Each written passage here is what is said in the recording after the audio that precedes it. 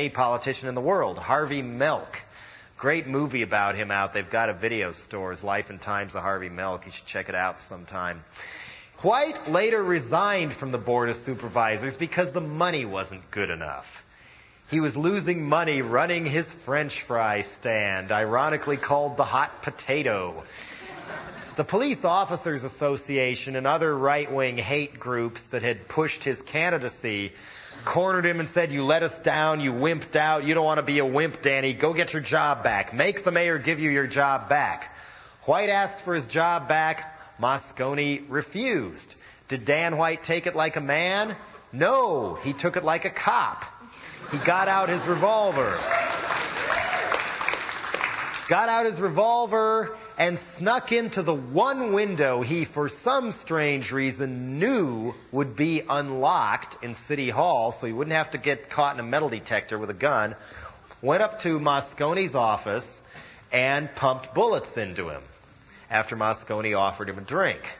Then he walked on down the hall and cornered Harvey Milk in his office and pumped more slugs into him, saying later, "He laughed at me." So, here was a guy who assassinated two city officials. Can you imagine what would have happened if that had been a Republican official or something that got assassinated?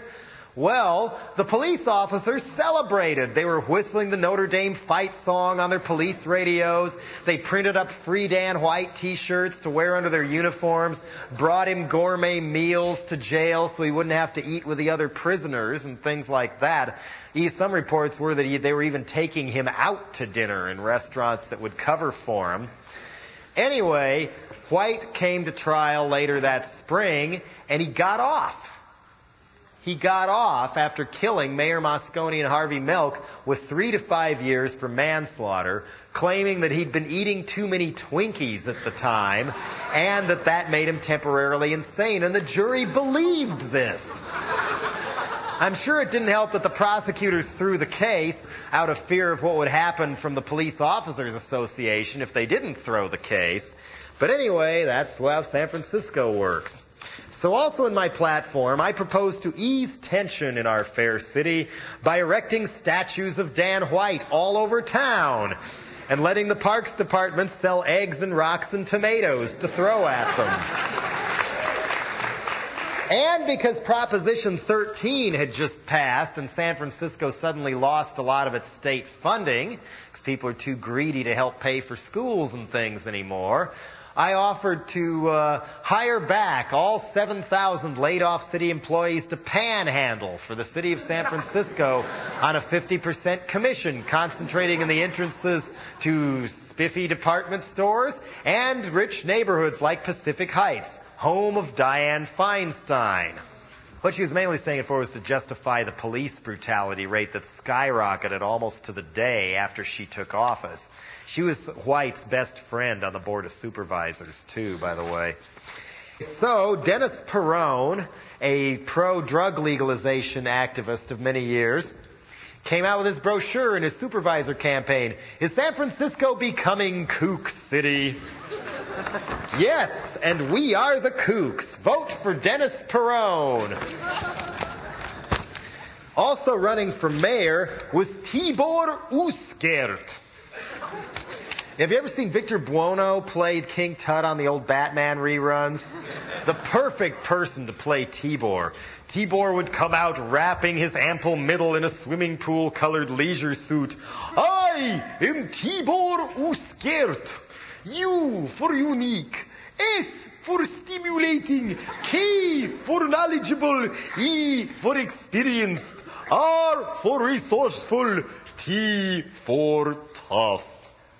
You have Polish Pope. Why not Polish mayor? But I think my favorite one of all, although she was, ironically, she was friendlier than Feinstein. It was about the most evil person I've ever come face to face to in my life. Feinstein and Kopp were not amused. But gradually, even the straight press, the Chronicle and Examiner, began paying more and more attention to my candidacy when it looked like I was going to be the magnet for everybody who wanted to cast a protest vote against what idiots Feinstein and Kopp were. Quentin Kopp was even further to the right of Dianne Feinstein. Kind of a major election, a showdown in a way, between the puppet of downtown business interests, Feinstein, and the puppet of the outlying real estate interests, Quentin Kopp, to have a battle royale over which direction the city should go. And there were other interesting people running as well. Got to meet some very interesting people. Another one of Feinstein's phrases was she doesn't want San Francisco to turn into Kook City. When we were on an all-candidates radio show and I showed up wearing a Quentin Kopp the Kosher Cowboy t-shirt I'd found in a thrift store. Oh, so I see. That was from one of my old supervisor campaigns. Probably have a couple of them myself somewhere. Feinstein then blows in, surrounded by black-suited bodyguards, dressed entirely in black, looking dragon lady to a T, and even to people who she'd known for many years as, so nice to see you. Things like that. But anyway, one of the other candidates was, this one was my favorite, Vote to Stop Drugs on November 6th. Vote anti-liberal. Vote Patricia Dolbeer. Patricia had a greasy, seldom-washed Maryland quail do and this permanent, miserable frown etched into her face. And she was running because Dianne Feinstein is a drug pusher. Dianne Feinstein is a drug pusher and collaborating with the communist Chinese to push drugs on our children.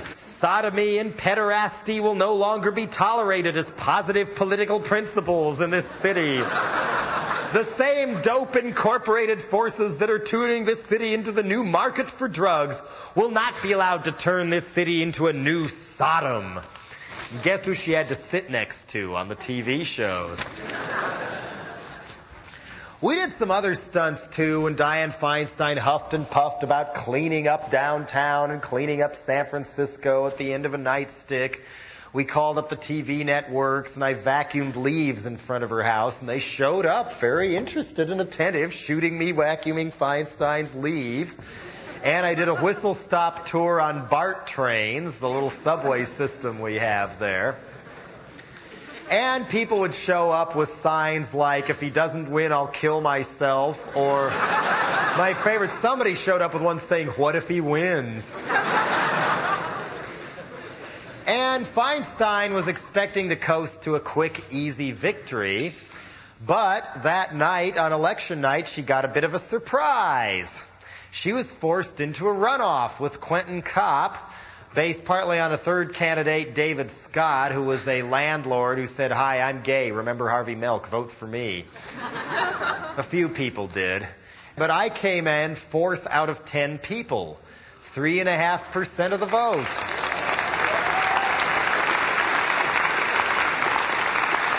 Almost 6,600 people voted for me, and there are only maybe 100 or 200 people who'd call themselves punks at that time in 1979.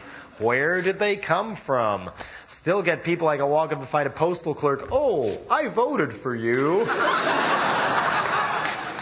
Feinstein's people were not amused at all when the reporters were grilling her campaign manager. Why didn't you get your big win, Dianne? Now you got to go battle with Quentin some more. And finally the guy said, if people like Jello Biafra get 2 or 3% of the vote, what can we do? So I sort of felt like I'd had a little bit of a moral victory. And then later on, a supervisor named Carol Ruth Silver, on behalf of some other people, called me up saying, yeah, we're having a committee to try and make our own platform, and if Feinstein or Kopp endorse it, then we all endorse them and deliver them the balance of the vote in the election. So I thought, should I trust this? Oh, what the hell? Okay, well, you have to incorporate my platform, too. And one of them, I think the most practical one there that I think you people could support is legalizing squatting in buildings left vacant for tax write-offs. Oh, okay. If a building's vacant, then it's a write-off. How's that? And this person had been elected as a reform candidate a few years before. And that really brought it home to me, why people like Dukakis or Moondale or whoever, by the time they wind up in a position of any real power, they have no idea what they believe anymore, because so many people had come up to them wanting to make little deals and get a little piece of them over the years, which is one of the reasons I haven't run again. I also feel that maybe using my art as a political weapon is a little more potent and gets through to more people, and it's a little more fun than, hi, buy my snake oil, vote for me, and then having to look in the mirror every night after something like that. But maybe I'll run again someday. Who knows?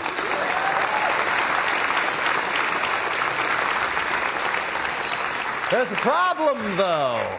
I've been banned from running again. Yes, one of the supervisors a few years later rammed through a resolution banning anybody from running for office in San Francisco under anything except their Christian name, saying, quote, "We're tired of people like Jello Biafra and Sister Boom Boom using funny names to humiliate candidates who spend tens of thousands of dollars on their campaign." I thought, wait a minute, that's the whole idea. We spent, what, $1,100? And especially ironic, we talked about people using funny names, and his name was Quentin Kopp. One positive thing that happened to me through it was up till then I was this obsessed kid who was thinking, oh God, Dead Kennedys has to be the greatest band ever. Oh God, we're so bad, my lyrics aren't as good as Iggy Pop or Jim Morrison, and I'm not as good a performer. And but after that, it was like, well, I've done something no musical personality ever did before, so maybe I should just quit worrying about that and just write my own stuff and go on. So in a way, after that, I was a free man.